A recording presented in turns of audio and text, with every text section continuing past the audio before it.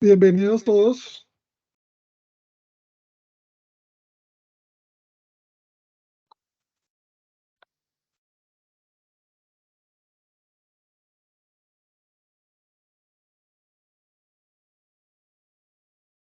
Bueno, vamos a hacer un poco de contexto, de aterrizarlos un poco en este curso de normas internacionales, teniendo presente que hay pues diferentes niveles de conocimientos, ¿sí? Muchos de ustedes ya son personas con carreras establecidas. Platón hablaba de los preconceptos, ¿no es cierto? De los preconceptos es todas esas neuronas y esas estructuras con las cuales hemos acopiado conocimiento. Entonces, se les hace más fácil, ¿sí? Incluir y apropiarse de nuevos conceptos, ¿sí? Y voy a aprovechar pues ese bagaje que ustedes tienen para hacer una iniciación, ¿sí? A lo que tiene que ver con las normas internacionales de información financiera. ¿Listo? Entonces, vamos a iniciar, ¿sí? Lo vamos a hacer conversadito, con el fin de, primero, pues, conservar mi voz y segundo, que la clase no se haga aburrida. ¿Listo? Entonces, en la medida en que todos participemos, vamos a sacar el máximo provecho. Si tienen preguntas, dudas o no están de acuerdo con algún concepto, siéntanse en libertad de hacerlo. ¿Listo? Bien. Entonces, vamos a iniciar la clase. ¿Sí? Eh, ¿Alguno de ustedes leyó la ley 1314 de 2009? Sí. Bueno, ¿cómo les fue con la norma?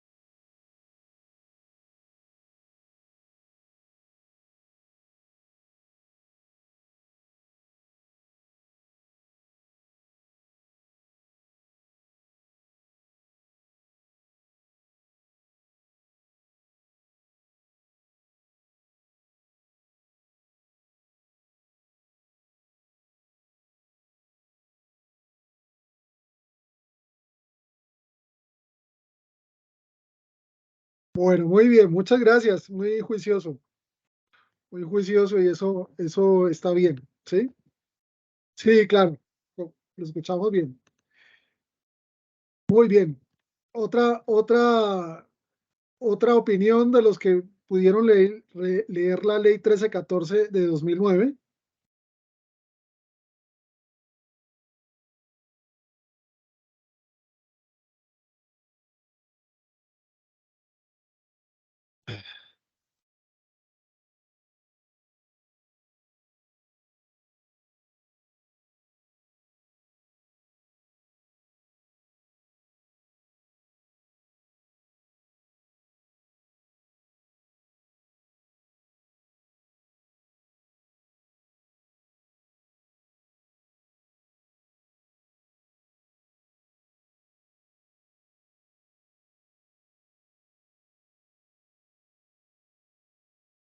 Listo, muchas gracias.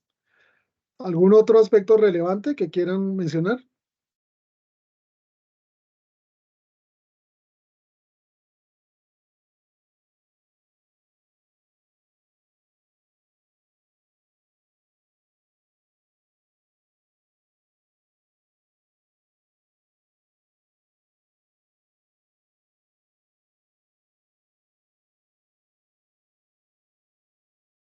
Exactamente.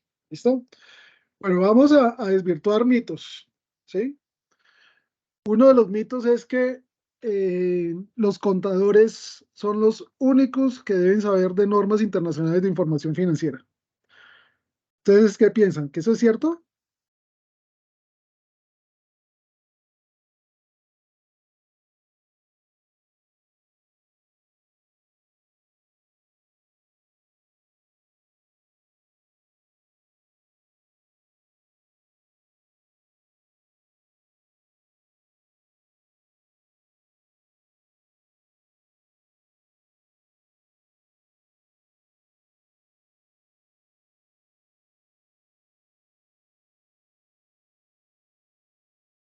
Exactamente.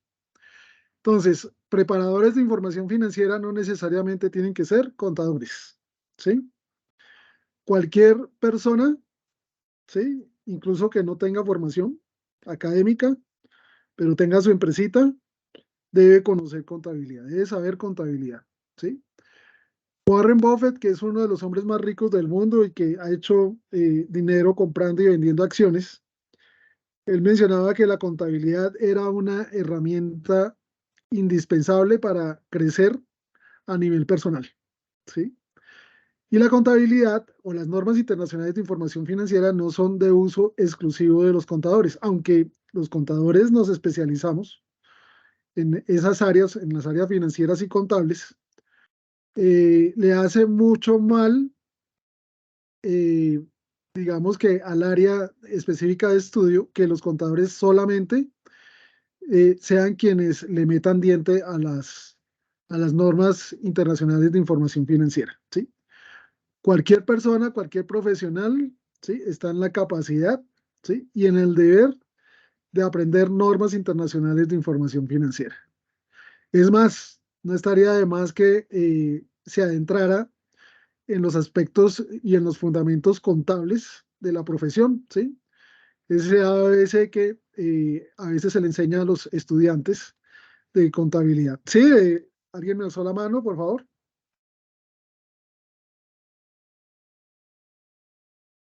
¿Alguno de ustedes me alzó la mano? Listo, entonces, teniendo presente esa aseveración, ¿sí? Vamos a hacer un análisis del marco conceptual, ¿sí? De las NIF, teniendo presente que este marco conceptual emite las directrices que nos van a ayudar a repasar algunos conceptos financieros esenciales para adentrarnos en el mundo de las normas internacionales de información financiera y las cada vez más extintas NIC, ¿sí? Y eso nos va a permitir hacer reflexiones, ¿sí? Sobre los estados financieros que emiten las empresas en Colombia. ¿Listo? Entonces, teniendo eso presente, ¿sí? Eh, vamos a hacer un breve análisis, ¿sí? De esa relación que ha existido entre contabilidad e impuestos y vamos a aprovechar para mirar, ¿sí? En detalle, ¿sí? Qué principios emanan de la información financiera que nos van a ayudar a empezar a tener herramientas, ¿sí? De análisis y de gestión de los estados financieros con miras a tomar decisiones, no simplemente como cálculo para presentación de declaraciones tributarias, ¿sí? Eh, teniendo presente que en este momento eh, vamos a ver algunas palabrejas con las cuales no estamos acostumbrados, ¿sí? Entonces ahí aparece la IAS, la IAS, ¿sí? Que es el acrónimo en español de Normas Internacionales de Contabilidad. Y las IFR NIS es el acrónimo que si se traduce al español serían Normas Internacionales de Información Financiera. O sea, normas internacionales de contabilidad y normas internacionales de información financiera, ¿sí? Vamos a analizar un poco ese marco conceptual, ¿sí? En el cual vamos a empezar a hacer un repaso, ¿sí? De qué es ese marco conceptual de las normas internacionales de información financiera, por qué es importante que nos aproximemos a ese marco conceptual para toma de decisiones, ¿sí? Posteriormente miraremos algo de perspectiva internacional y vamos a mirar legislación. ¿Hasta aquí todo claro? Listo. Entonces, una pregunta que les hago a ustedes, ¿sí? Eh, ustedes saben que, y eso pues seguramente tienen sus empresas, ¿sí? O han trabajado en empresas. Es muy importante para un empresario eh, hacer su planeación tributaria por un lado y tener su contabilidad, ¿sí? Eh, ¿Qué relación para ustedes tiene la contabilidad con respecto a los impuestos que se pagan? ¿Qué saben ustedes? ¿Qué piensan sobre al respecto?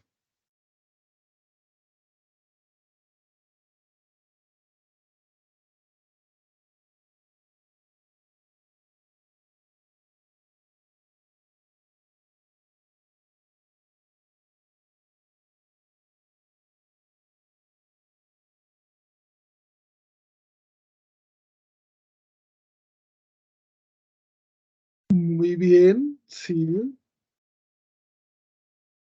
Y miren que pensamos, sí, William, por favor.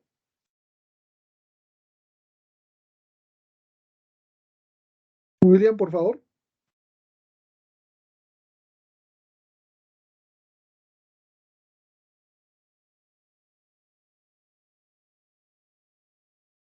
Sí, gracias, Javier Antonio. Creo que William quiere hablar, pero no tiene activado el micrófono.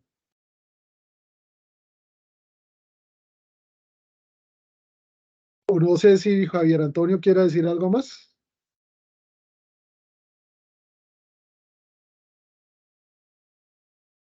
Exactamente, ella tiene razón en algo, ¿sí?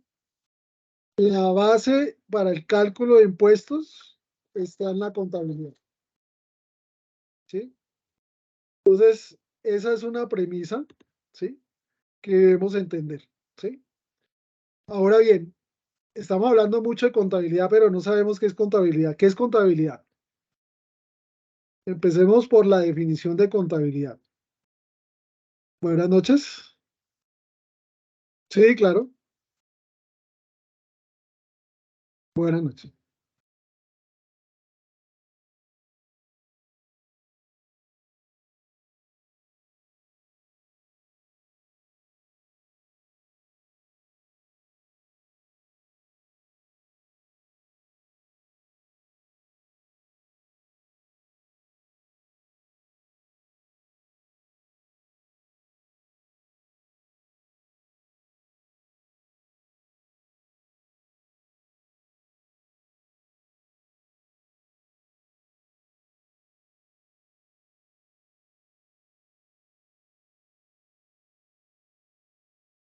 Muy bien, muchas gracias. Sí, entonces, miren que sobre todo cuando estamos haciendo declaraciones de renta a personas jurídicas, y cuando estamos hablando de declaración de renta a personas jurídicas, estamos hablando de empresas que obviamente están obligadas a llevar contabilidad, ¿no es cierto? Entonces, al estar obligadas a llevar contabilidad, entonces generan una información, por un lado, tributaria, ¿sí? Desde el punto de vista del impuesto de renta, y por otro lado, una contabilidad financiera, ¿sí? No es que existan dos contabilidades, ojo con eso. La contabilidad siempre es una, es la contabilidad financiera. Pero digamos que los marcos tributarios generan también aspectos bastante interesantes, muy aproximados y parecidos a la parte financiera, pero no siempre van a generar la misma información. Fabián Ernesto López, por favor.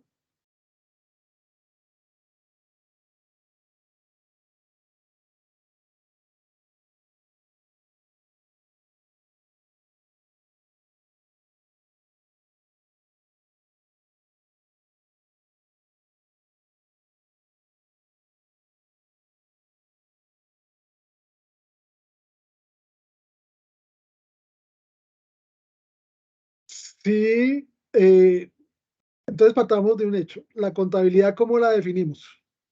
¿Sí? Volvamos otra vez a la definición esencial de la contabilidad y después nos metemos con los impuestos. ¿Qué es contabilidad? ¿Cómo definimos la palabra contabilidad?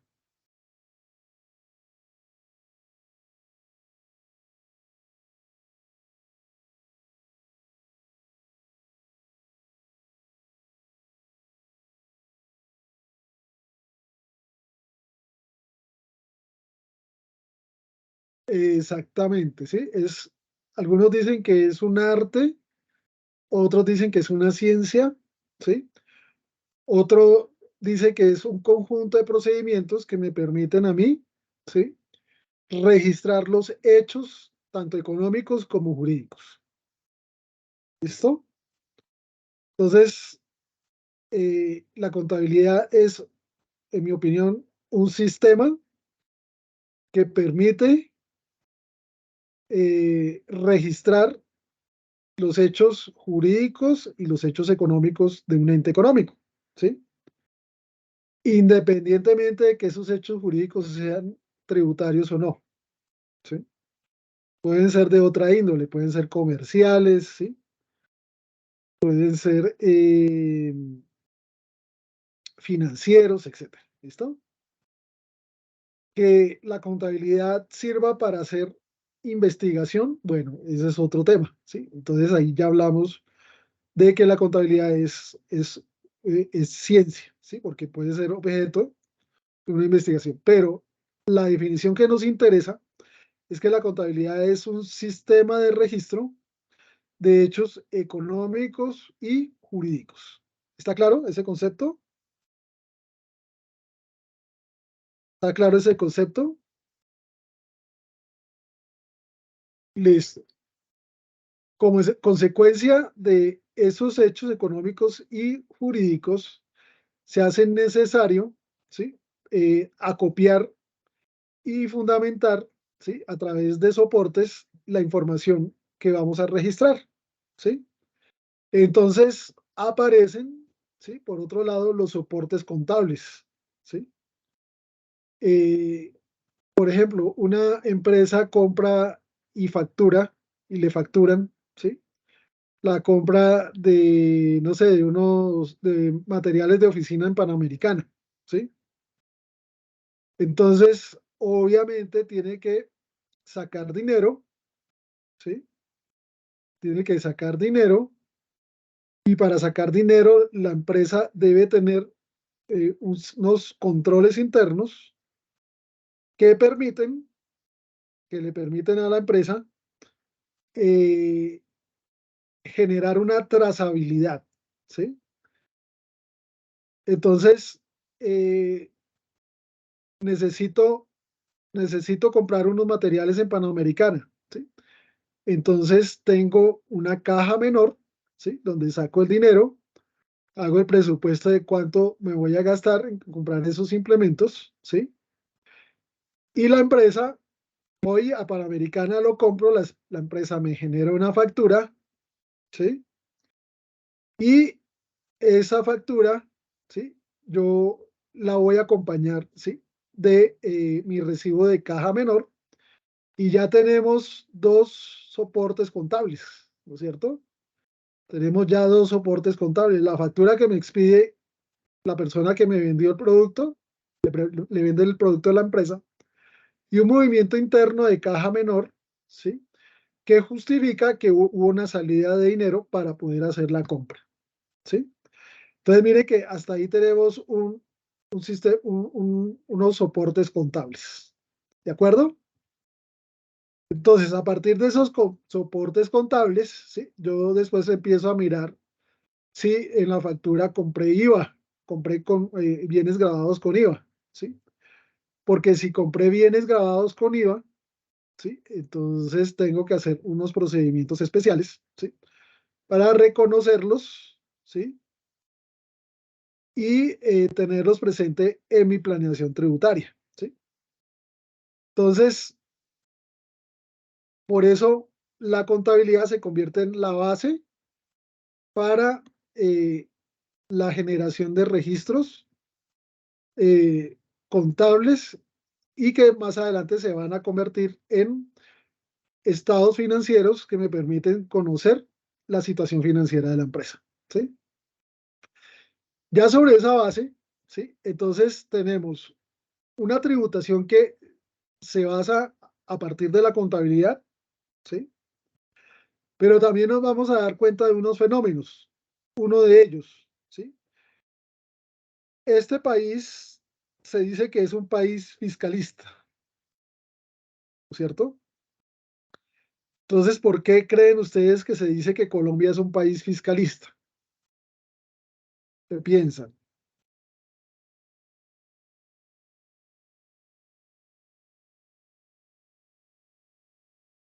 O sea, es casi que está centrado en cobro de impuestos, ¿no es cierto? Se cobra impuestos por todo. Es decir, las empresas tienen dos clases de obligaciones. Unas obligaciones sustanciales, por un lado, es decir, esas obligaciones sustanciales están relacionadas con el pago de impuestos, ¿sí? Y unas obligaciones formales, ¿sí? Que tienen que ver con el cumplimiento de requerimientos de información que, si bien no están relacionados directamente con el pago de impuestos, sí contribuyen, ¿sí? A que los mecanismos de fiscalización de la DIAN se perfeccionen, ¿sí? Por ejemplo, la información exógena, ¿sí? Tenemos que presentar reportes de información exógena, ¿sí? En algunas ocasiones tenemos que presentar declaraciones tributarias, ¿sí? Con pago o sin pago, ¿sí? Algunas empresas tienen que hacer declaraciones de precios de transferencia, es decir, que si tienen vinculados en el exterior y son matrices, ¿sí? Entonces, la DIAN también les exige para que no haya alteraciones en esos precios de transferencia, les exige reporte de información para que no le vayan a dar duro a la DIAN, ¿sí? También el distrito tiene sus mecanismos de impuesto y exige información exógena, etcétera, ¿no es cierto? Entonces, antes de la ley 1314 de 2009, ¿sí? La situación en Colombia era un poco precaria, ¿sí? Si bien nosotros teníamos un decreto que era el decreto 2649 de 1993, que reglaba todo lo referente a la contabilidad. La contabilidad estaba regida, y eso lo vamos a ver más adelante, o dependía, ¿sí? De los mecanismos tributarios, ¿sí? Para su funcionamiento. ¿Listo? Entonces, veíamos decretos como el decreto 187 del 75, que le decía a los contadores cómo debían hacer sus provisiones de cartera, ¿sí? Eso lo vamos a ver más adelante, ¿sí? Por otro lado, los aspectos tributarios muchas veces desconocían la técnica contable y financiera y por eso simplemente lo que hacían era, en vez de pelear con ella, se remitían a ella, ¿sí? Y en algunas ocasiones había una interacción entre lo contable y lo fiscal. ¿Listo? Tengamos presente que las bases comprensivas contables son siempre distintas o son distintas a las bases comprensivas tributarias. Por lo tanto, si ustedes hacen una declaración de renta de una empresa y es muy parecida, ¿sí? Por no decir igual, a lo que sale en los estados financieros, está muy mal calculada la declaración de renta, ¿sí? Porque siempre van a haber diferencias, ¿sí? Diferencias entre lo contable y lo fiscal. ¿Cuál es la obligación de los preparadores de la información financiera? Establecer las diferencias, ¿sí?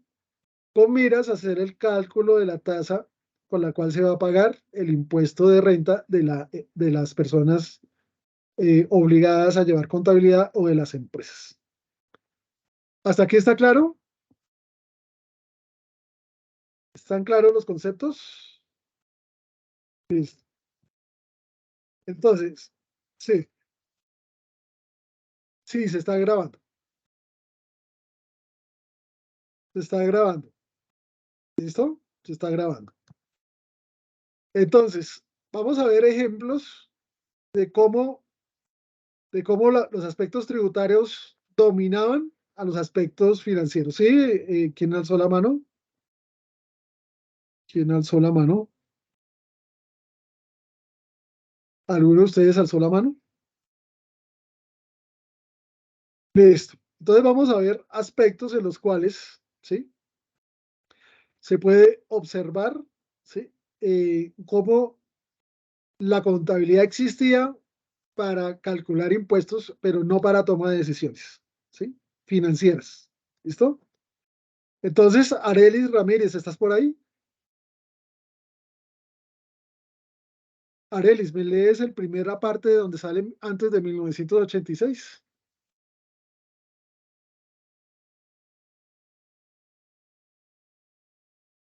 Sí, la primera, solamente la primera.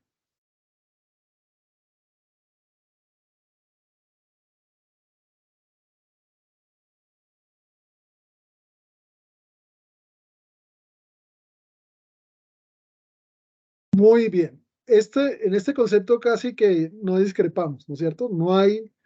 No estamos en desacuerdo con ello, ¿sí?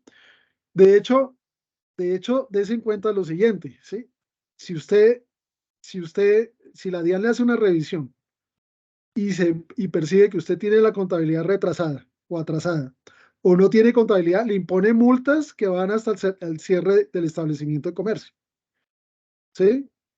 Y desde el punto de vista comercial, no tener la contabilidad, ¿sí? En casos de algún tipo de disputa comercial, se entenderá esto, ¿sí?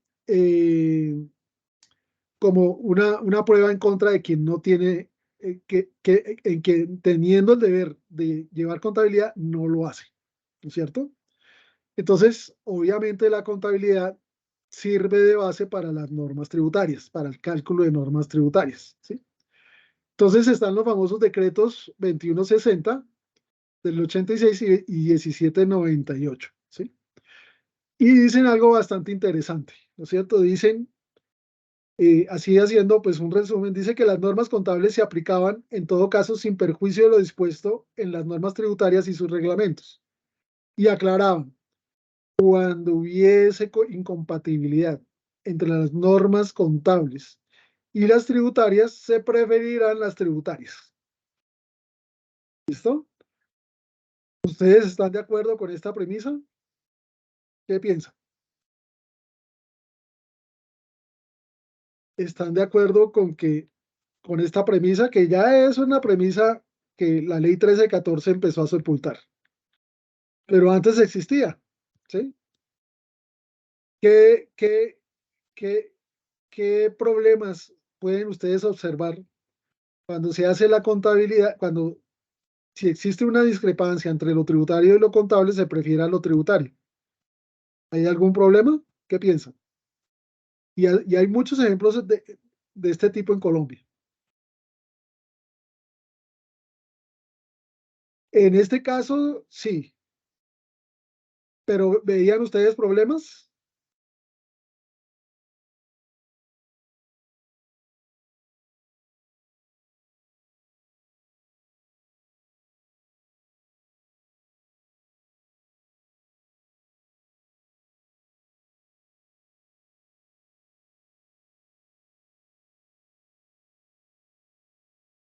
Muchas gracias, Jorge Enrique.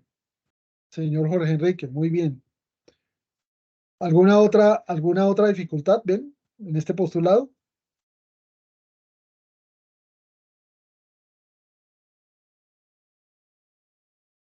Listo. Entonces vamos a ver el primer concepto, ¿sí?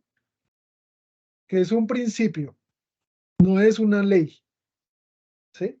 Y los preparadores de información financiera debemos prepararnos para pensar en forma de principios, ¿sí? Los principios son distintos a la ley. ¿Sí, Luis Fernando?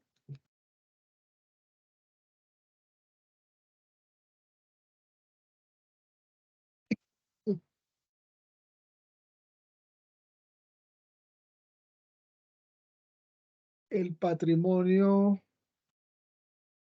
patrimonio tributario, el patrimonio, ¿qué clase de patrimonio?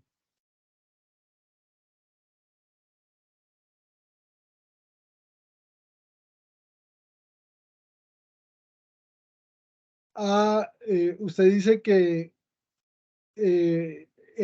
la persona tiene más propiedades de las que declara.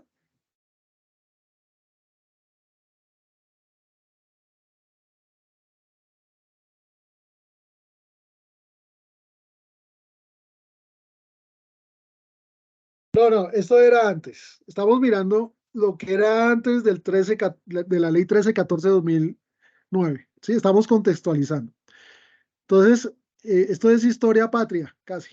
¿Sí? Entonces, antes se decía que la parte tributaria era más importante que la contable. Claro, si una persona no declara, ¿sí? Una persona natural no declara sus bienes, pues obviamente está incurriendo, ¿sí? En omisión de activos y eso obviamente tiene unas sanciones que consisten en convertirle esa omisión en renta líquida, ¿sí? Por eso los gobiernos, ¿sí? Tramposamente generan impuestos de normalización, ¿sí? Que van en detrimento de van en detrimento de los contribuyentes que sí pagan cumplidamente sus impuestos, ¿sí? Pero eso lo hacen con el fin de cobrar impuestos y de paso, pues, normalizar los bienes y activos que no declaran, ya sea porque estén en paraísos fiscales o estén en el exterior. Pero volviendo al tema, ¿sí? Volviendo al tema, vamos a centrarnos, ¿sí?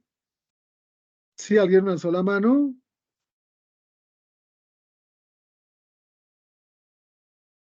Bueno, entonces vamos a suponer, le voy a poner un ejemplo muy sencillo, ¿sí? Usted, usted resulta que declara en su declaración de renta un patrimonio bruto, o sea, unos activos, unos recursos, unos bienes, por valor de 100 millones de pesos, ¿no es cierto? Pe- Pero resulta que usted abrió en un paraíso fiscal una cuenta corriente, ¿sí? Por valor de 100.000 pesos, de 100 millones de pesos. ¿Listo? Entonces, ¿cuántos millones de pesos está omitiendo? Los 100 millones de pesos, ¿no es cierto? Entonces, si la DIAN le llega a detectar que usted omitió esos otros 100 millones de pesos, le clava la sanción, ¿sí?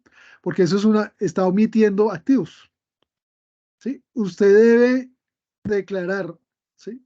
Bueno, es un principio tributario, ¿no? El principio de renta mundial. Usted debe declarar por los bienes que tiene aquí en el país y por los bienes que tiene en el exterior, ¿sí? Eh, así no sea declarante obligado a llevar contabilidad, ¿sí?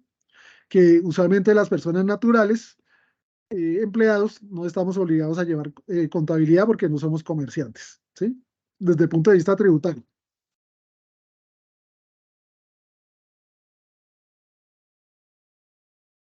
¿Unos topes de qué?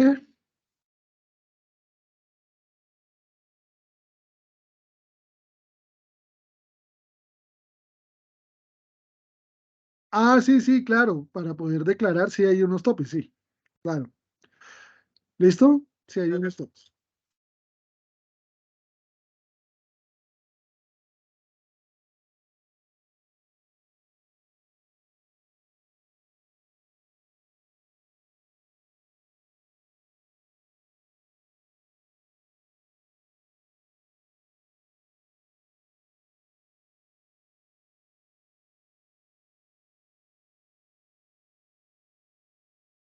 Bueno, sí, lo que pasa es que para ello, desde desde hace ya algunos años, y ya para dar por terminada y seguir con el tema, eh, se ha clasificado por cédulas, ¿sí? Las fuentes de los ingresos de todos los contribuyentes, sobre todo personas jurídicas y naturales, perdón. Entonces, si usted se da cuenta, hay personas naturales que pueden devengar ingresos por salarios, por un lado, por rendimientos financieros, por otro lado, ¿sí? Por actividades comerciales, ¿sí? Que son rentas no laborales, por otro lado. Entonces, la legislación tributaria lo que hace es permitirle a los contribuyentes, personas naturales, ¿sí? Que hagan una relación de todos sus ingresos. Eh, si recibe arriendos, entonces tiene que declarar en la cédula correspondiente. Si recibe honorarios, en su cédula correspondiente. Y luego se integran todos esos ingresos, ¿sí? Y sobre esa base se hace la liquidación privada de impuesto de renta. ¿Listo? ¿Le quedó más o menos claro?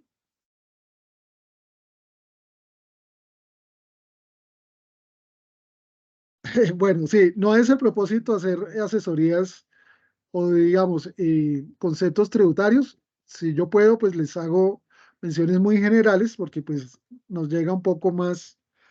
Es decir, estamos aquí para mirar las normas internacionales de información financiera, ¿sí?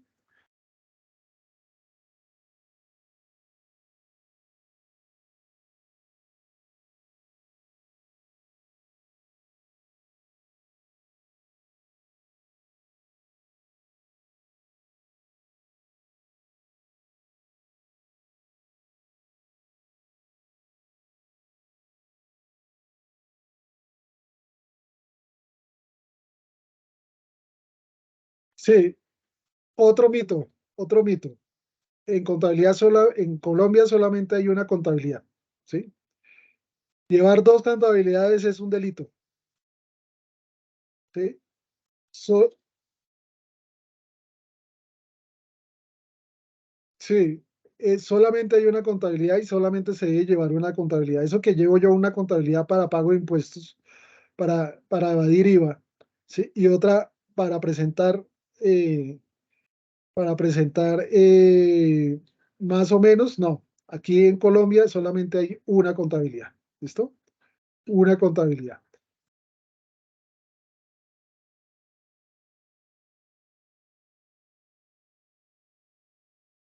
Sí, sí, sí, porque si se lleva doble contabilidad. Hay una página que les recomiendo que se llama globalcontable.com, ¿sí? Y dentro de esa página, globalcontable.com, ¿sí? La voy a escribir ahí en el chat de la reunión, ¿sí? Global Contable, espere, a ver,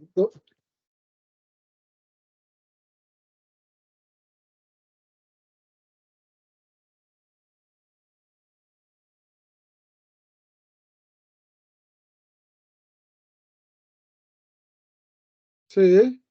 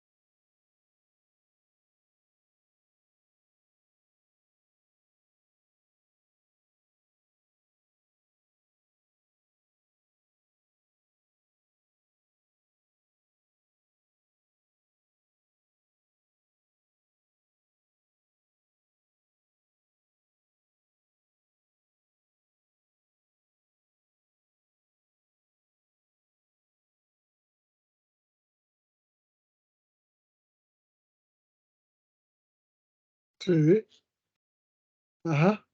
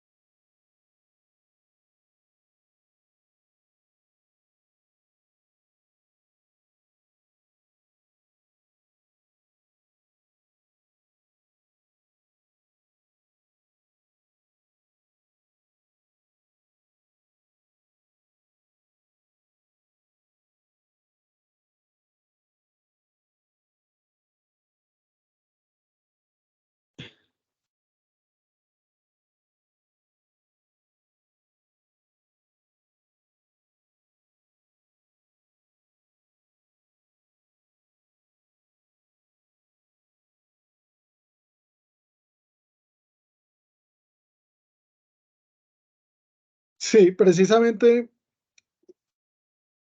sí, Melina.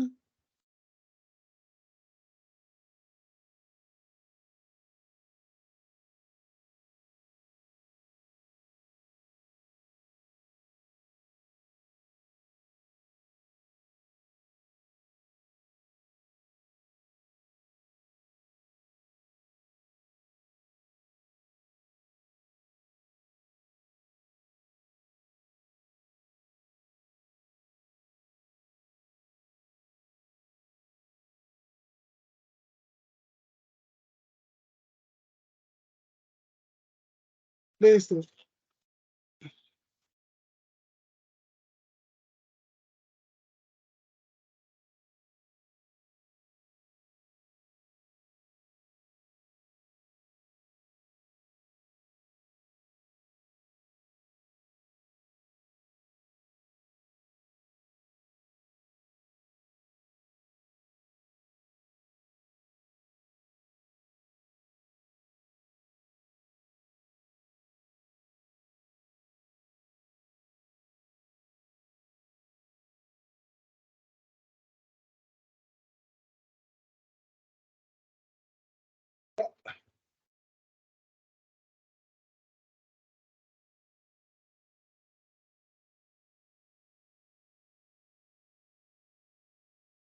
Sí, yo voy a hacer una,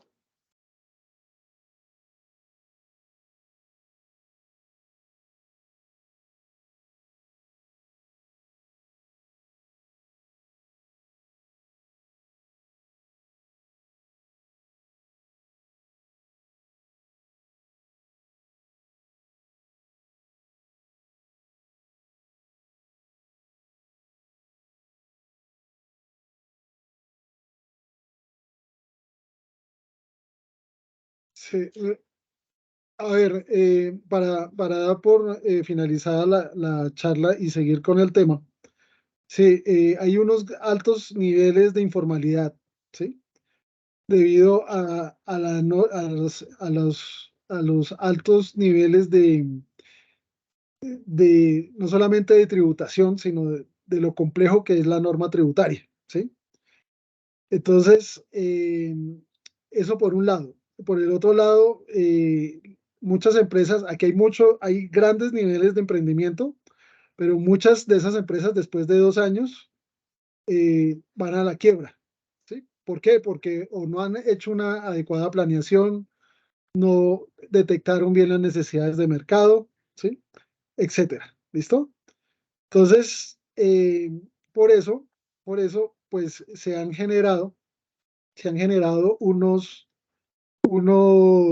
beneficios, bueno, unos hechos singulares, como por ejemplo generar factura electrónica, nómina electrónica, información exógena, con el fin y además de eso, no sé si ustedes se han dado cuenta, hay muchas empresas que están bajo el régimen simplificado de tributación, ¿sí? Entonces, todos esos beneficios que se han dado, ¿sí? Es con el fin de que las empresas se puedan formalizar, ¿no es cierto? Y puedan entrar en ese circuito, ¿sí? Económico e incluso puedan generar estados financieros, ¿de acuerdo? ¿Listo? Bueno, entonces vamos a hacer una cosa. Yo voy a seguir, ¿sí? Y recibo solamente preguntas con respecto a lo que yo estoy exponiendo, ¿sí? Y luego vamos a dejar un espacio, ¿sí? Un espacio al final de la clase para otras inquietudes. ¿Les parece? Listo. Entonces, yo sé, entiendo la inquietud de José Guillermo Vera, ¿sí? Él dice que se siente un poco perdido. Yo estoy tratando de digerir y aterrizar con conceptos muy sencillos, con el fin de que vaya hilando y vaya comprendiendo, ¿sí? Cómo esto les afecta a ustedes los avaladores y también a los contadores y a los ingenieros ambientales o agrónomos que estén acá. ¿Listo? Entonces, les voy a colocar un ejemplo que ustedes seguramente dominan, ¿sí? Eh, y es el siguiente, ¿sí? Ustedes saben qué es propiedad, planta y equipo, ¿no es cierto? saben qué es propiedad, planta y equipo. Listo, listo. Ustedes como evaluadores tienen que evaluar o tienen que hacer una evaluación de propiedad, planta y equipo, ¿sí? Vamos a suponer que es un edificio. Anteriormente la norma decía que si ustedes compraban, y les voy a poner el ejemplo puntual de un automóvil, ¿sí? Y esto tiene que ver con la carrera, con la profesión que ustedes están ejerciendo. La ley les decía que la vida útil de un automóvil era de 5 años. La ley tributaria, estos 5 años. Pero yo les pregunto, a pesar de que está en la ley, ¿ese hecho es verdad? ¿Sí o no y por qué?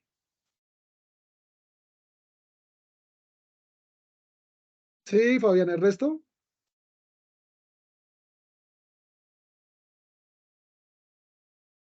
Ajá, ajá, muy bien.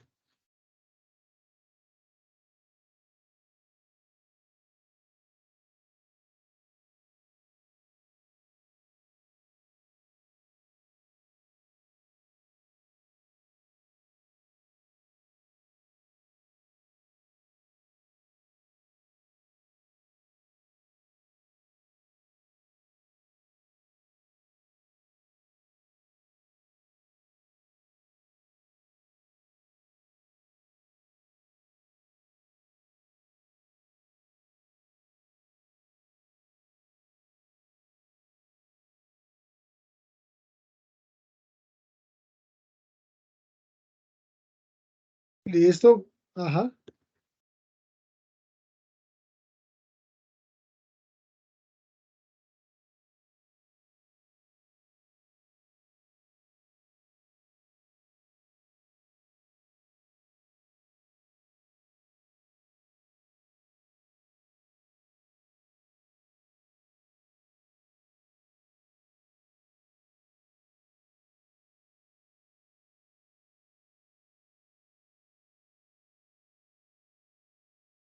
Muy bien, muchas gracias, Fabián. Sigue Emelina, William y Jorge Enrique.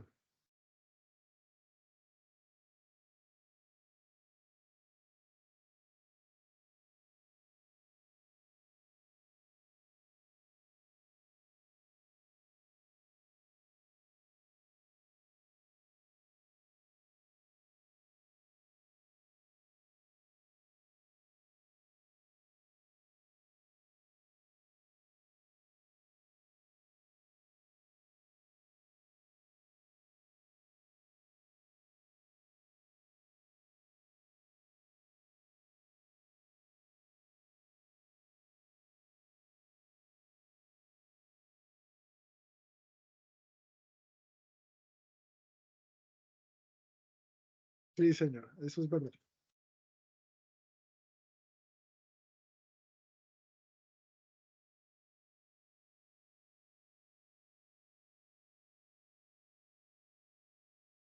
Listo, muy bien. Jorge Enrique Tinoco, gracias.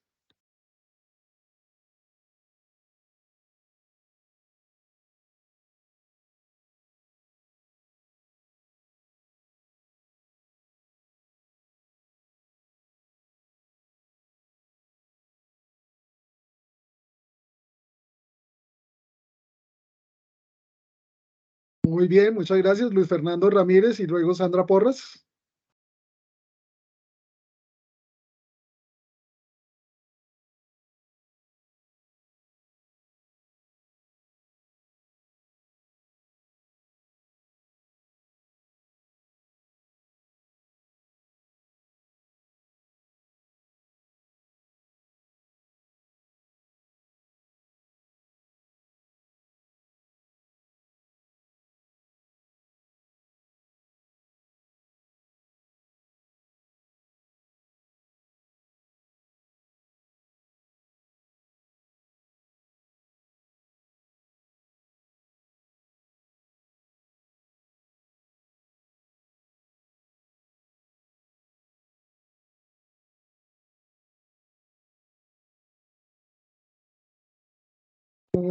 Muchas gracias. Estoy compartiendo la lista de asistencia para que por favor se vayan apuntando. Sigue Willy, creo que Sigue Sandra y después William. Sandra y William.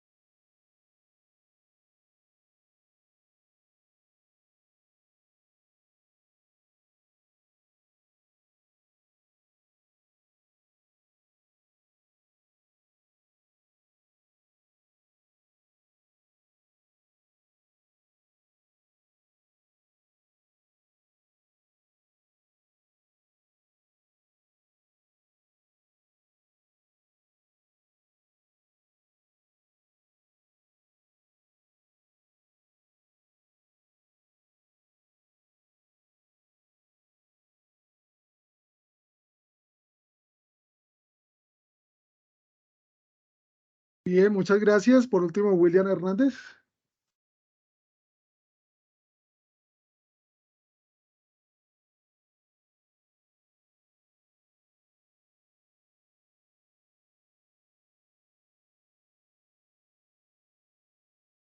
Sí, permítame.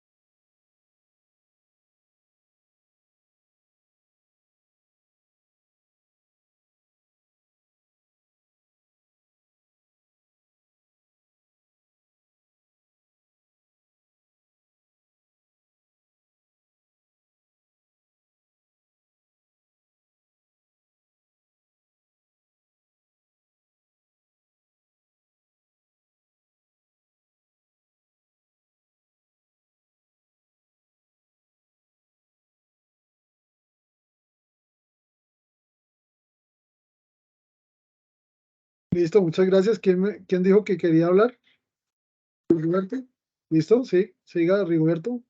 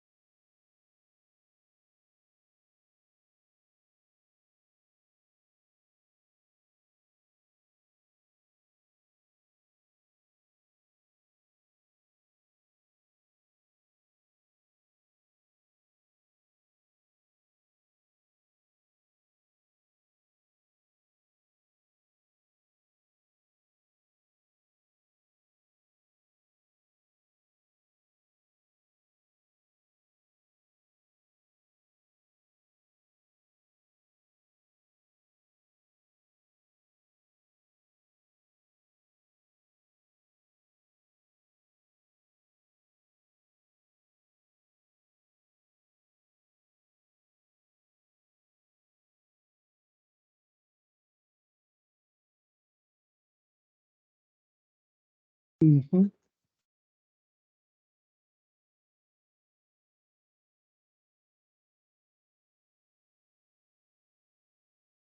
Listo, muchas gracias. Luis Alfonso,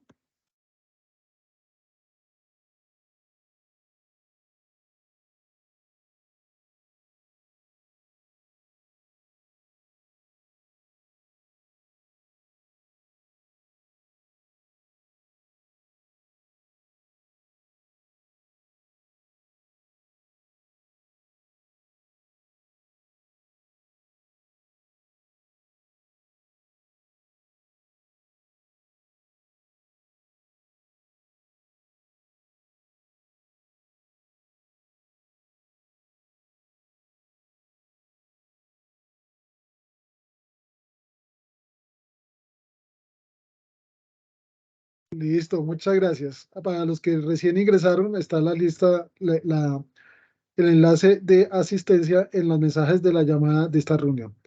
Bueno, entonces, es cierto que algunas empresas acuden a ustedes como evaluadores, porque si tienen sus políticas contables, ¿sí? Costos el método de revaluación, ¿sí? En sus propiedad, planta y equipos, lo que ustedes le digan, ¿sí? Sustentado obviamente, sustentado técnicamente, eso se convierte en un valor contable, ¿listo? Un saldo contable.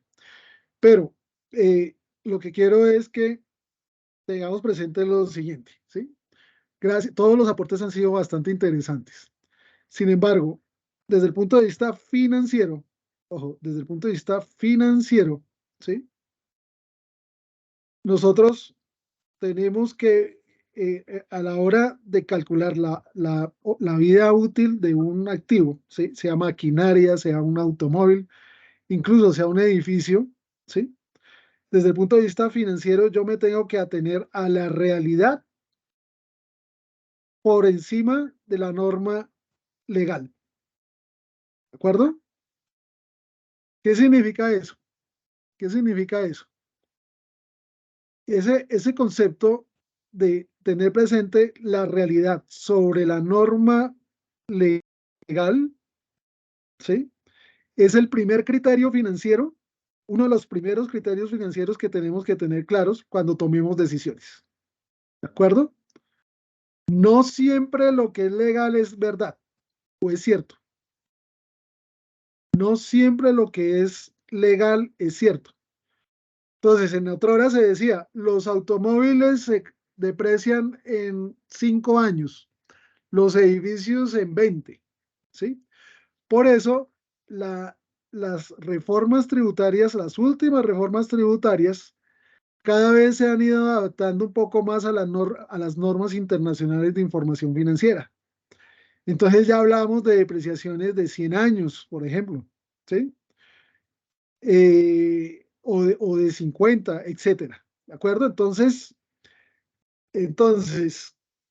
cuando tome yo decisiones de carácter financiero, yo me atengo a la realidad o a la esencia económica sobre la forma legal. Por eso hay un principio en normas internacionales de información financiera que se llama esencia sobre forma. Es decir, es más importante, ¿sí? Lo que me dice la realidad del hecho o el fenómeno económico por sobre la norma, ¿de acuerdo? Que yo para efectos de impuesto de renta tenga que hacer algunas cosas, sí, pero si la norma financiera, ¿sí? Si la norma financiera me dice, usted aplique criterios de acuerdo a la realidad económica, los aplico, ¿sí? Ya después, ojo con esto, con lo que yo voy a decir, ya después yo hago una conciliación, ¿sí? ¿Qué es una conciliación? Es mirar qué hay de afín en las dos partes y establecer las diferencias para después conciliarlas, ¿sí? Es como cuando yo hago una conciliación bancaria, ¿sí? Yo en mi conciliación bancaria tomo el extracto del banco contra el libro de contabilidad que está en la contabilidad, ¿sí? Establezco las diferencias, establezco las semejanzas, ¿sí? Los depuro, y después establezco las diferencias y hago los registros contables de ajuste, ¿sí? Eh, Luis Alfonso Olivares, Luis Alfonso tenía algo que decir antes de... No se preocupe. William,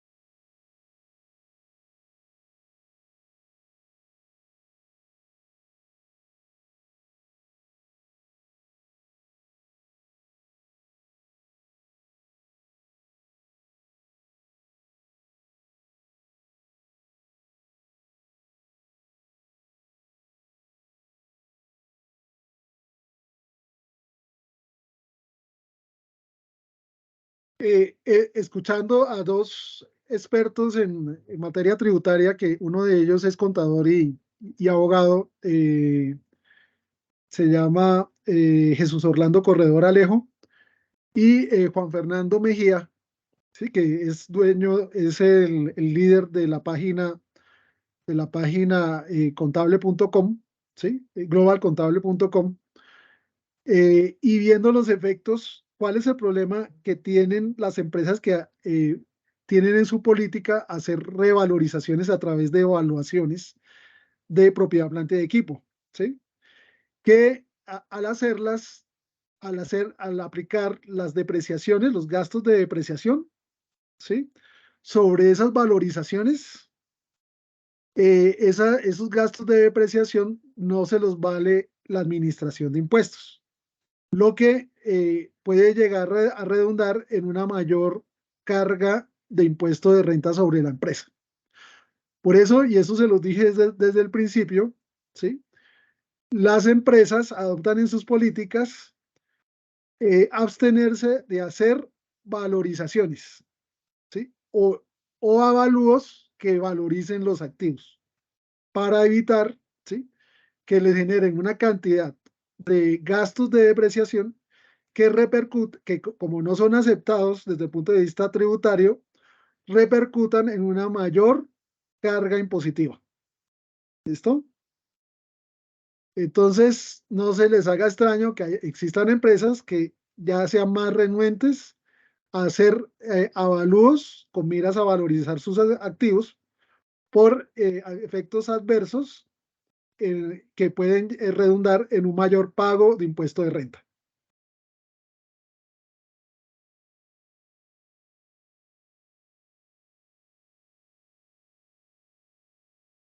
Mm, Yo puedo en las empresas adoptar dos tipos de valorización de mi propiedad, planta de equipo, ¿sí? Uno, al costo, que es desde que lo compré y no le hago más, no le hago más, no le hago más cambios, sino que de una vez le aplico su depreciación, ¿sí?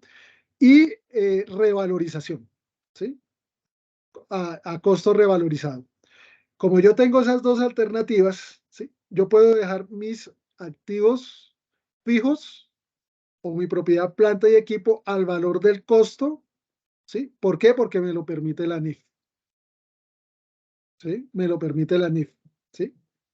Y lo hago esencialmente por planeación tributaria, para evitar que si hago valorización de activos, ¿sí? Me genere gastos de depreciación más altos que no sean considerados para como gasto deducible del impuesto de renta, y por lo tanto me repercuta en una mayor tasa de tributación, ¿sí? Una mayor tasa efectiva de tributación y un mayor pago de impuesto de renta. ¿Listo? Ese es el criterio. Algunos podrán o no estar de acuerdo con lo que yo digo, pero ese es el criterio que me queda claro, ¿sí? Y está sustentado con modelos, ¿sí? Listo. Sigue Luis Alfonso, Emelina y Luis Fernando.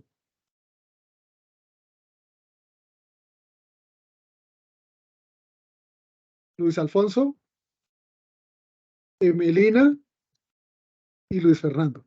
Si Luis Alfonso no está, Emelina, información, listo. Emelina,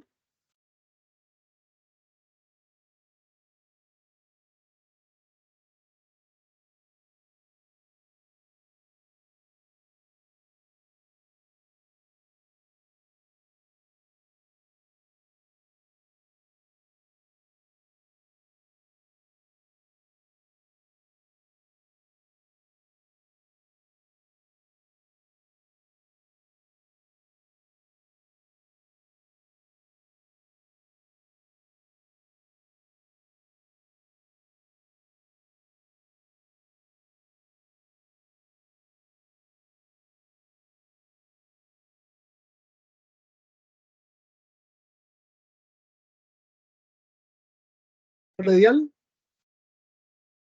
al valorización.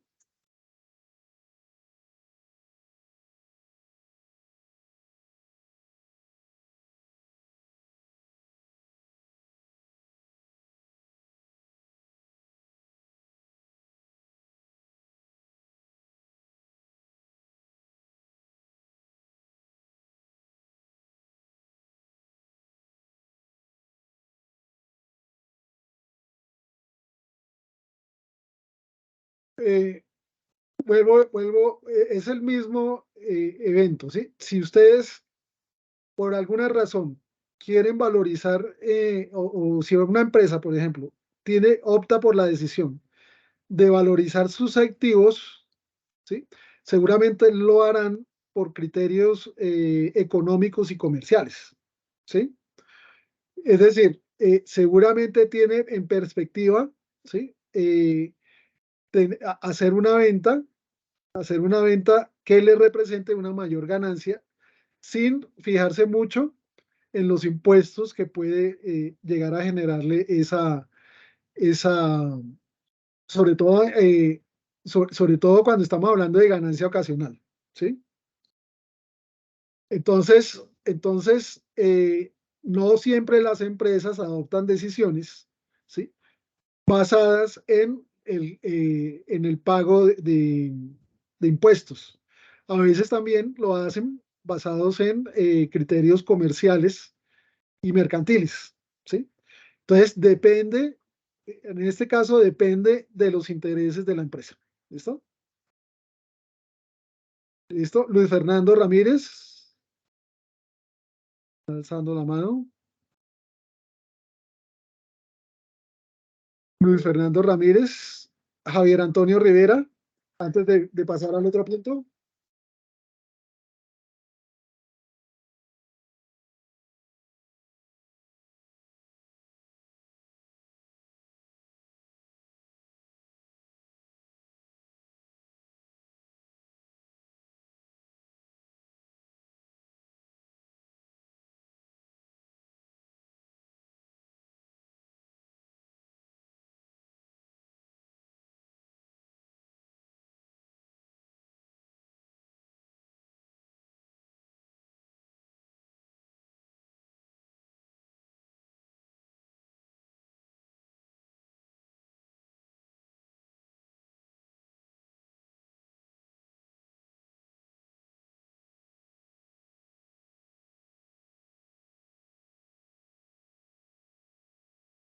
Ajá,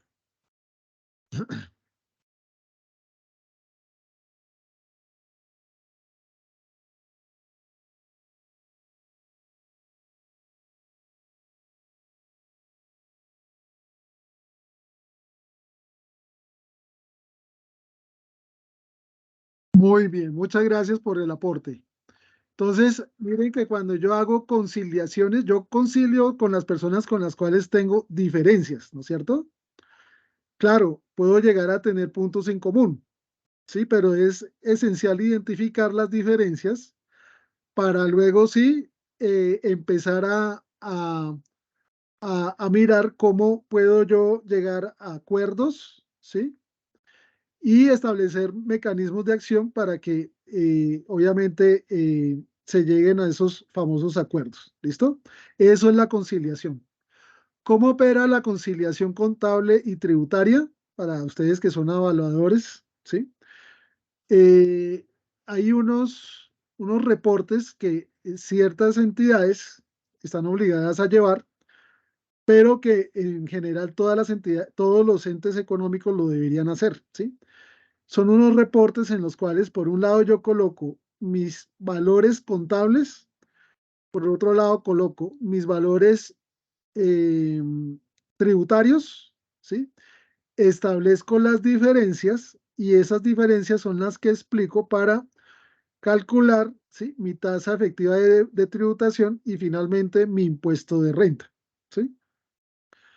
Me disculpan si de pronto les estoy hablando en chino, pero lo que quiero decirles es que como no siempre lo contable y lo tributario es lo mismo, tengo que empezar a- tengo que empezar a hacer conciliación, ¿sí? Y la DIA me permite a mí establecer esos formatos, ¿sí? Que son 2516 y 2517, para establecer las diferencias contables y tributarias y empezar a explicar, ¿sí? ¿Por qué tengo yo que pagar determinada tasa de impuesto de renta? ¿Listo? Se los estoy diciendo así, tratando de ser muy sucinto, ¿sí? Luis Fernando Ramírez, ¿ya tenía ya algo que decir o simplemente solamente?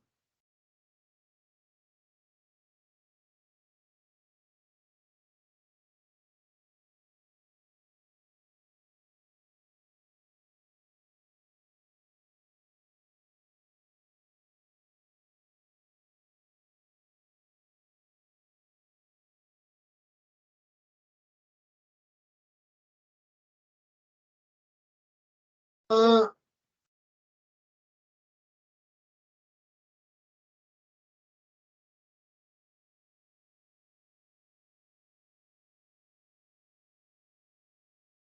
eh,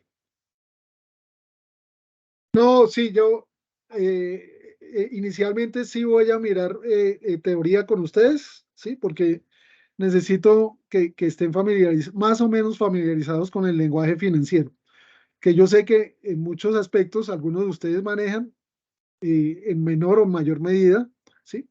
Y luego sí vamos a hacer algunos ejercicios, ¿sí? Algunos ejercicios muy sencillos, ¿sí?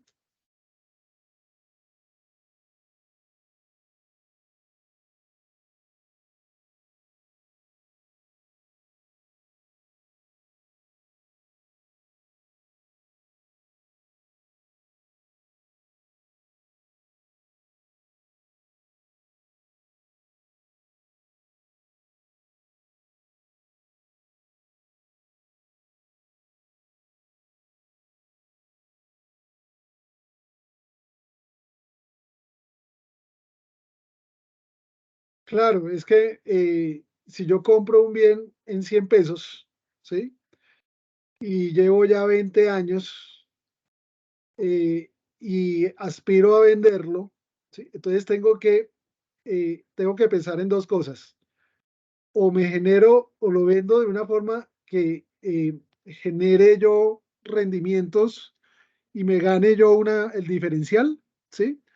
O tengo cuidado, ¿sí? O tengo cuidado de declarar cada año, ¿sí? De acuerdo a lo que me facilita la norma tributaria, declarar en cada año de tal forma que no se aleje de ese costo, ¿sí? Y cuando yo lo vaya a vender, no me toque pagar mucha ganancia ocasional, ¿sí? Que es la diferencia entre el costo y la utilidad y la venta que me genera una utilidad para el impuesto de ganancia ocasional. ¿Listo? Entonces, esos son los dos criterios, pero todo depende del ánimo de la persona con la cual va a vender ese bien. ¿Listo? Y el objetivo y el enfoque. Listo. Entonces, seguimos. Seguimos. Entonces, el decreto 2649 de 1993 expidió un modelo contable muy interesante, ¿sí? O sea, estamos hablando de hace cuánto, hace 30 años, hace 30 años, ¿no es cierto? Entonces, este enfoque que genera este decreto 2649 de 1993, ¿sí? Este enfoque todavía está vigente para la gran mayoría de empresas que no están obligadas a llevar normas internacionales de información financiera ni normas internacionales de contabilidad, ¿sí? Entonces, digamos que ya este enfoque genera ya una evolución, ¿sí? A tal punto que empieza tímidamente a darle una independencia a lo contable y lo financiero de lo tributario o de lo fiscal. ¿Listo? Entonces empieza a hablar de separación de reglas, ¿sí? Unas cosas son las reglas contables y otras son las cosas, las reglas fiscales o, fiscales o tributarias y otras son las financieras, ¿sí? Y estamos hablando también de que en algunas ocasiones, ¿sí? La parte financiera se va, ¿sí? Y vamos a ver ejemplos más adelante, toma la parte contable para el cálculo de impuestos, ¿sí? Porque obviamente los tributaristas a veces no conocen bien las técnicas contables, ¿sí? Y también establecía, para efectos de esa famosa conciliación que yo hago entre lo contable y lo fiscal, ¿sí? Establecía que existían reglas especiales que podían generar un efecto solamente contable, ¿sí? O que no tenían efecto contable y unas normas especiales que sí tenían un efecto contable desde el punto de vista tributario, ¿sí? Un ejemplo de un modelo tributario sin efecto, sin impacto contable. Lo que pasa es que aquí no hay tanto tributarista, ¿sí? Pero que tiene que ver con los ingresos presuntos, ¿sí? Que están relacionados con esas cuentas por cobrar que hay entre accionistas que son dueños de una empresa, ¿sí? Entonces, sobre esa base, si la DIAN llega a detectarlos, establece presuntamente, pero no es un hecho que amerite hacer un registro contable, establece presuntamente que se generan unos ingresos, ¿sí?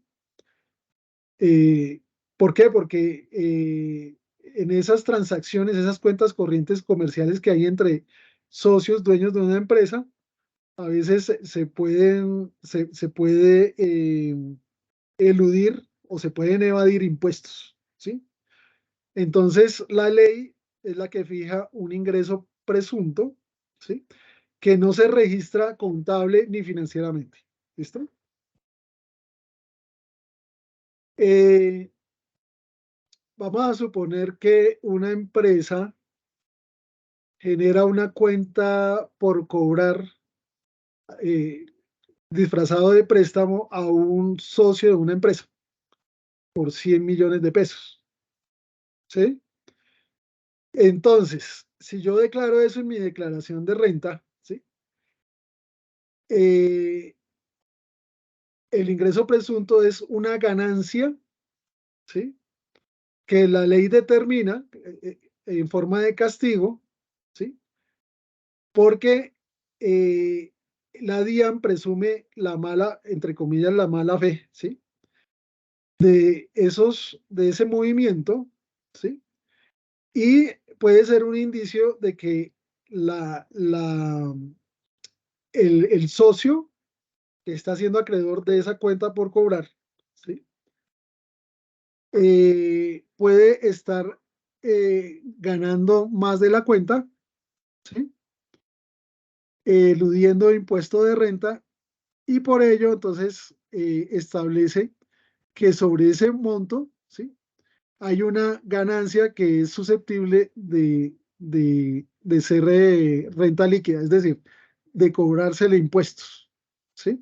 Pero esa ganancia yo no la registro contablemente, ¿sí? Yo no la registro contablemente, sino que es una ganancia que se presume desde el punto de vista de impuesto de renta. ¿Me hago entender más o menos? Más o menos me hago entender.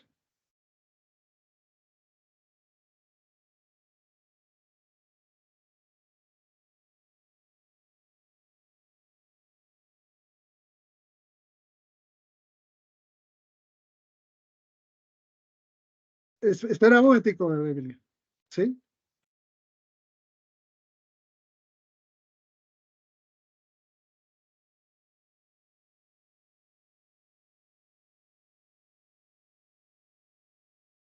Bueno, ahí estamos hablando también de precios de transferencia, ¿sí?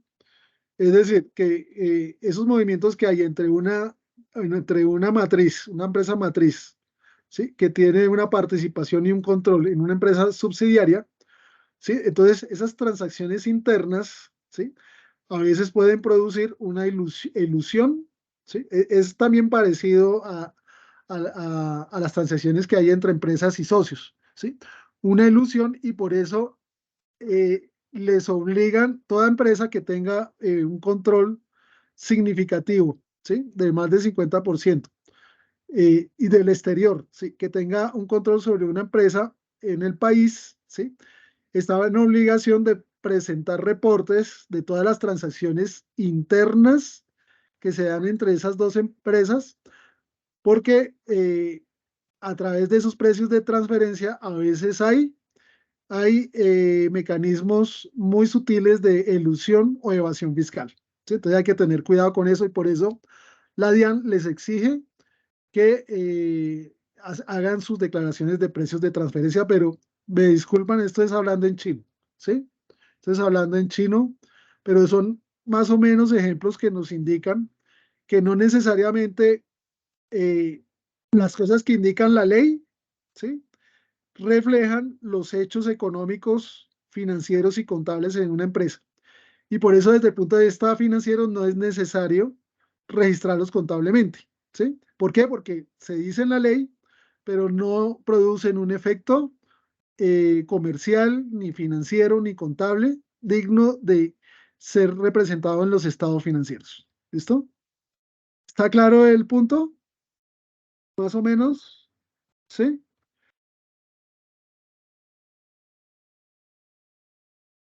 Exactamente. ¿Sí? Por eso la DIAN los castiga severamente porque por ahí puedan haber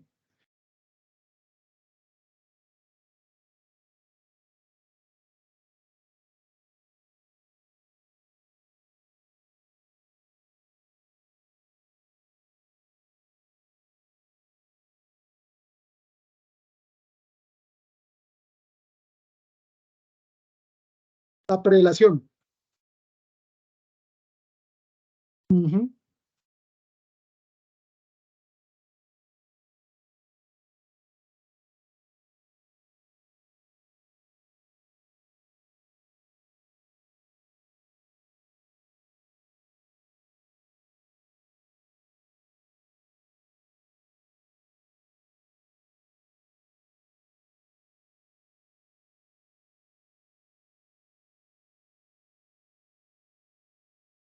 Muchas gracias por su aporte, señor Javier Antonio. Muchas gracias.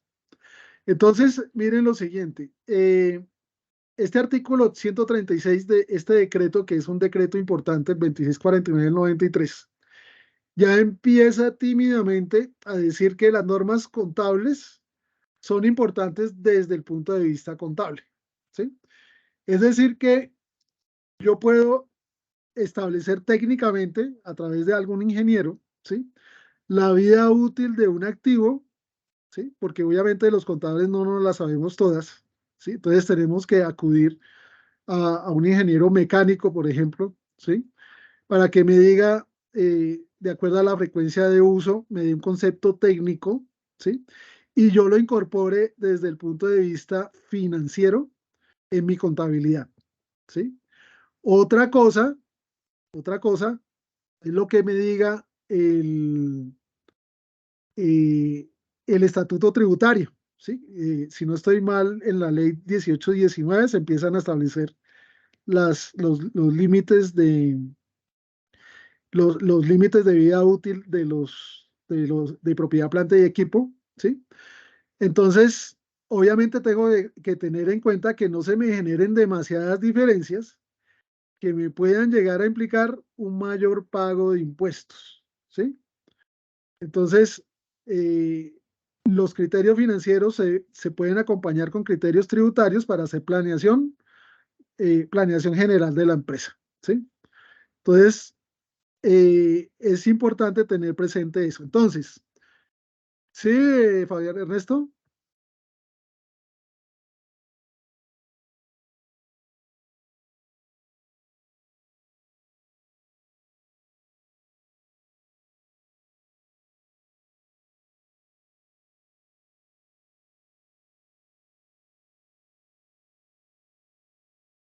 Ajá.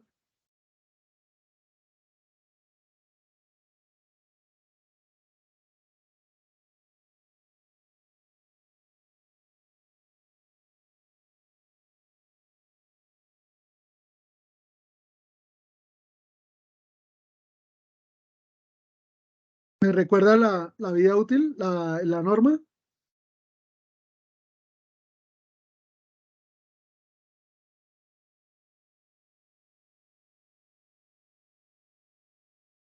Ah, sí, está parada en la reforma tributaria.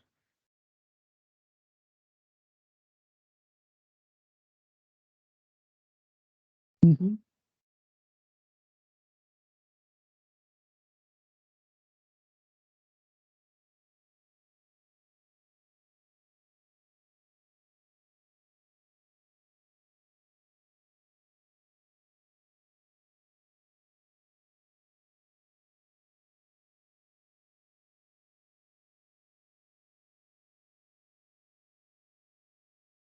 Sí, y es interesante acá que empezamos a darnos cuenta cómo pasó algo extraordinario, ¿sí?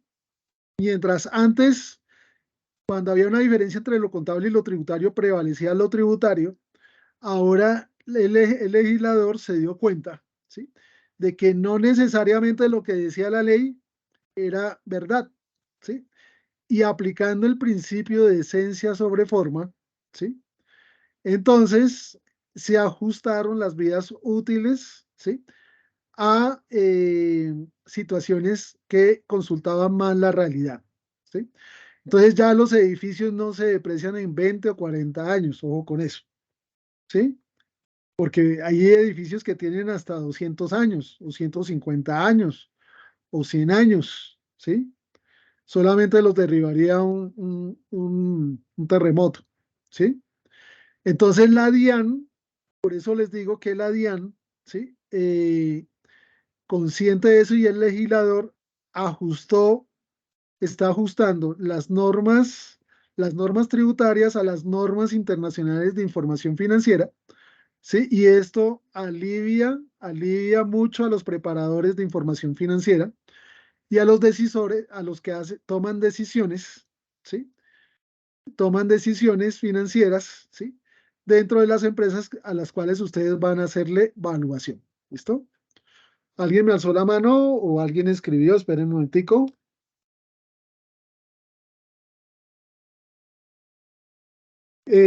Fabián, ¿en qué parte le puedo repetir porque no me queda claro? Ah, se llama, lo voy a escribir acá, esencia sobre forma. ¿Listo? Me disculpan la mayúscula sostenida. ¿Sí? Esencia sobre forma. ¿Sí? Es más importante la esencia económica del hecho comercial, el hecho mercantil, que la forma legal. ¿Listo? Que la forma legal.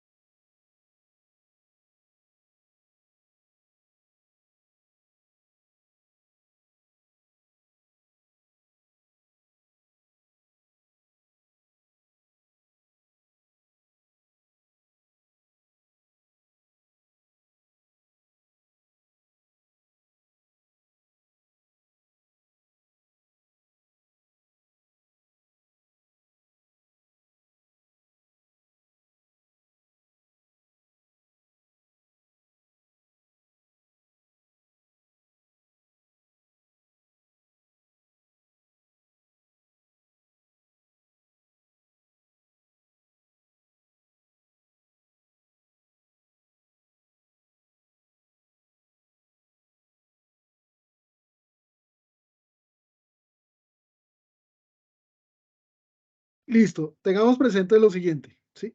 Siempre, y la norma internacional lo dice, siempre la propiedad, planta y equipo es susceptible de ser depreciada, ¿de acuerdo? Otra cosa son las propiedades de inversión, pero más adelante hablaremos de eso, ¿sí? Propiedad, planta y equipo siempre es susceptible de ser depreciado, salvo que uno pueda llegar a determinar que pues no tiene sentido depreciar un artículo que compré en 3 millones de pesos. Más bien llevo eso todo al gasto, ¿sí? ¿Para qué voy a depreciar 3 millones de pesos? Sí, eso no tiene sentido, ¿sí? Pero, pero por norma general, la depreciación es el reconocimiento del deterioro, del deterioro no tanto, de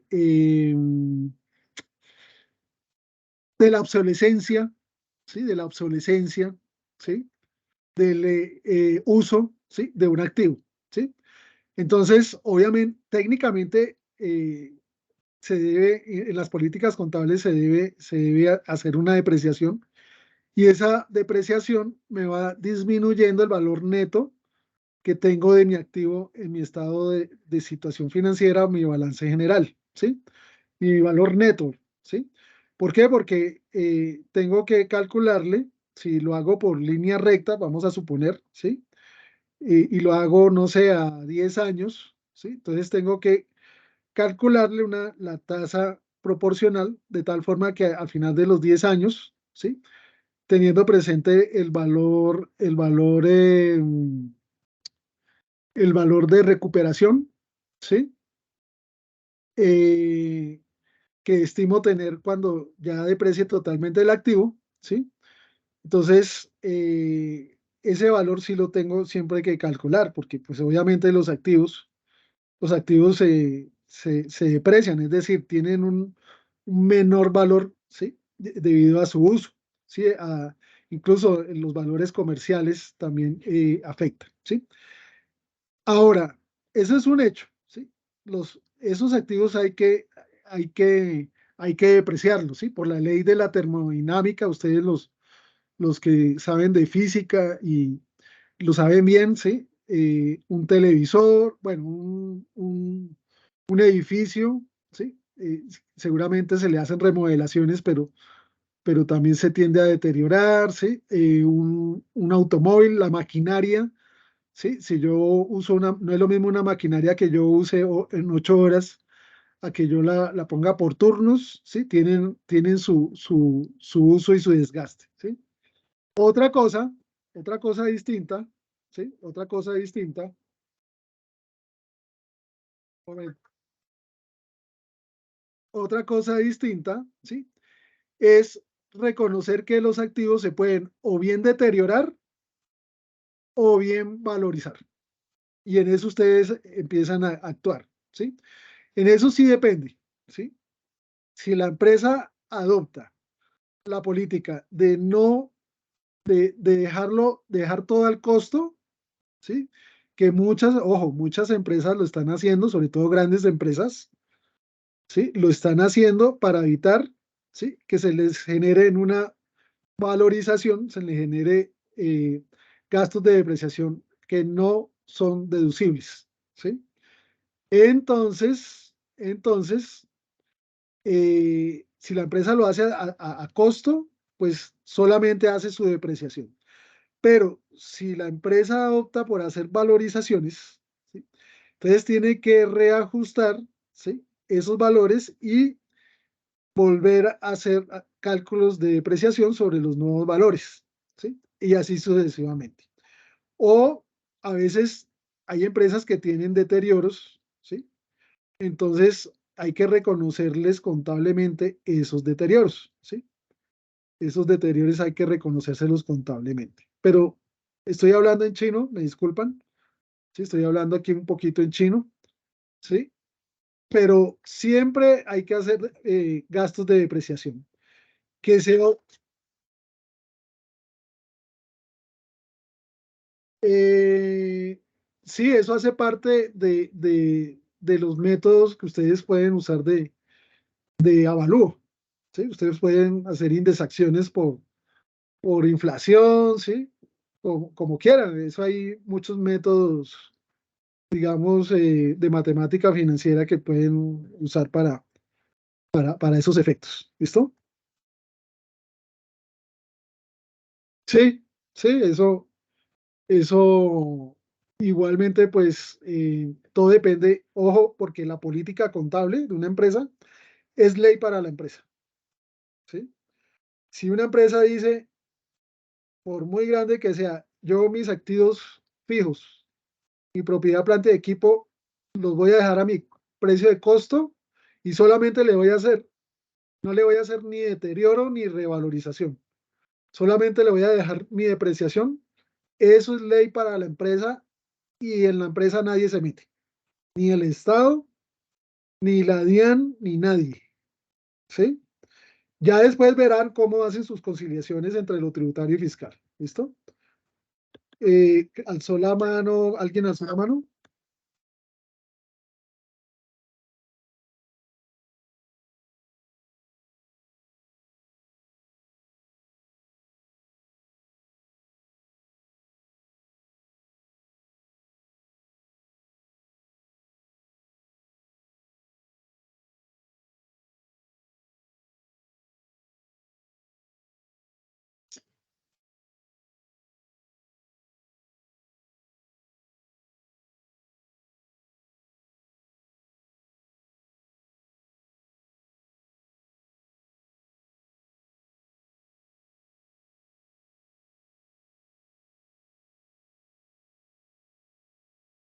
Por eso, no necesariamente los preparadores financieros, ¿sí? Hacen los cálculos de vida útil de un activo, ¿sí?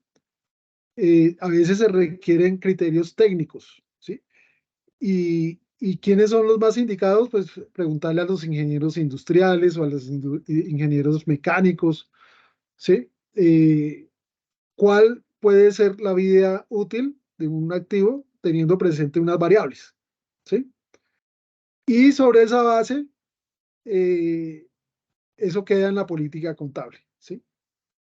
La vida útil de este activo es tal y este es el sustento que me dio el ingeniero, ¿sí? Porque nosotros, los contadores, no sabemos de ingeniería, ¿sí? Ese es el concepto técnico del ingeniero. Y, y al plasmarse en la política contable, así queda, ¿sí? Obviamente tendrán que mirar, ¿sí? Mirar para no tener, no tener problemas cuando hagan sus conciliaciones con lo que sale en el estatuto tributario y la resolución que me leyó de la DIAN, tendrán que hacerlo de tal forma que no se generen las diferencias tributarias y contables que me vayan a generar un mayor pago de impuesto de renta. Eso hay que tenerlo presente. ¿Listo? William Hernández. Sí, claro.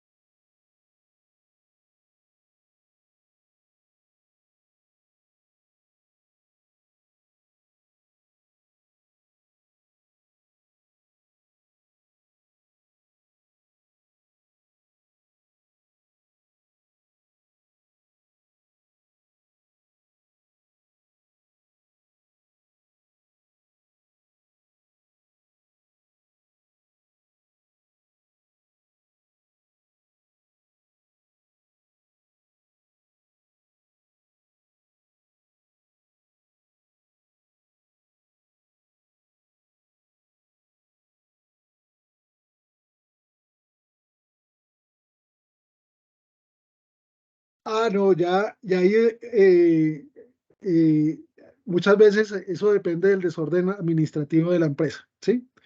Otro punto que hay que tener presente es que en las empresas, en la responsabilidad de los controles internos, contables y además administrativos, no son ni del contador, ¿sí? Ni del revisor fiscal, ¿sí? La responsabilidad de los controles internos dentro de la empresa es responsabilidad de los administradores. ¿sí? Y son los administradores los que deben responder si eh, tienen, tienen activos, ¿sí? Mal valuados o sin valuar, ¿sí? Eh, y por ello, además de responder, tienen que subsanar las deficiencias, ¿sí? Que se puedan generar con sus correspondientes consecuencias por no tener sus activos valuados, ¿sí? Eso hay que tenerlo presente. Ahora bien, más adelante, porque en este momento ya estamos en la ley 1314 que vamos a analizar en detalle en la próxima clase, ¿sí? Que ustedes leyeron porque es importante que lo hagamos. Entonces, si hay empresas que estén obligadas a llevar su contabilidad bajo las 35 secciones de NI para pymes, ¿sí? Empresas grandes que no cotizan en bolsa de valores y no tienen interés público, o empresas que sobre todo son del sector financiero que tienen que llevar las NIF full o las NIF plenas, ¿sí? Están en la obligación, obviamente, de tener sus controles contables, ¿sí? Y esos controles contables implican tener revisor fiscal para que les haga la auditoría integral, entre ellas auditoría financiera, ¿sí? Y tienen que el representante legal y el contador, cuando suscriben sus estados financieros, ¿sí? Tienen que cumplir las afirmaciones que aparecen en el artículo 57 del 2649 de 1993 y también aparecen en las NIF, ¿sí? Entre otras cosas, tienen que verificar que lo que está en los estados financieros existe. ¿Me hago entender? Lo que está en los estados financieros es la representación fiel de lo que realmente existe. Por ejemplo, si hay inventarios y los inventarios a cierre del 31 de diciembre están en 100.000 millones de pesos, ¿sí? Eso debe estar en el Cardex y si se llega a contar, ¿sí? Debe existir realmente, ¿sí? Por eso cuando plasma la firma representante legal, contador y revisor fiscal es porque cada uno de los ítems de los estados financieros se revisaron y se comprobó que existían realmente. ¿Viste? Por eso son estados financieros certificados, ¿sí? Porque razonablemente muestran la realidad de la empresa. ¿Me hago entender? ¿Me hago entender? Listo. Entonces, la próxima clase miramos un poco la ley 1314, ¿sí? Y vamos a analizar un poco los estados financieros, obviamente aterrizándolo a las inquietudes que ustedes tienen como evaluadores. ¿Listo? ¿Alguna pregunta hasta acá? Sí que todo quedó claro.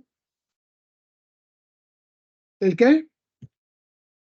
Buenas noches, Luis Fernando. Jorge Enrique, ¿qué me preguntó? Perdón.